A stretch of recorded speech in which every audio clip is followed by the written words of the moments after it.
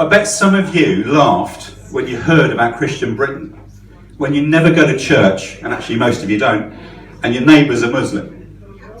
But you see, this thing called poetry came into prominence to the awareness of you and me due to books like Job in the Bible.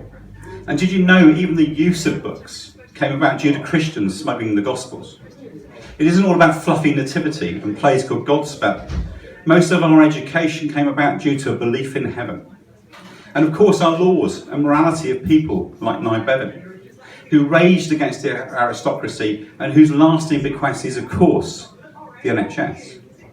Whilst our companies of Mercer's cause used biblical fair weights and measures, it was that decision that caused Britain's real treasures. And as our trading bloomed and we started to grow due to people trusting us, what a way to go. And that significant volume of trade created embassies in every land.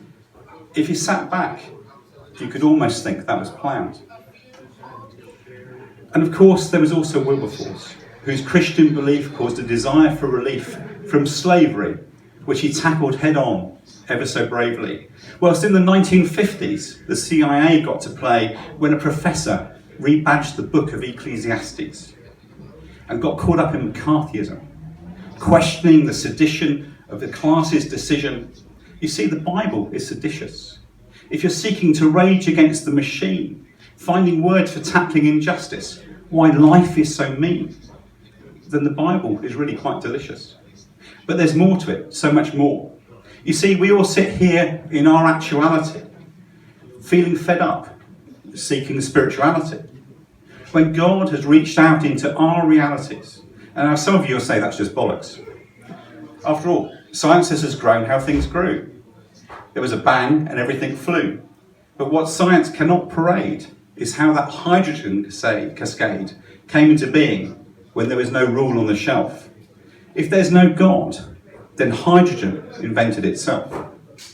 And I don't know about you, but if I'm having a jar at the Rose and Crown bar, I've never had a great conversation with hydrogen. But if it sounds odd, I have with God. So if you feel intrigued about God's dangerous book, come have a beer, let's talk, let's take a look. But if you're not certain about the final curtain, then come have a chat, because I can prove I'm certain. But if you still think that God can be denied, let's not bother arguing. Let's fight. I'll see you outside.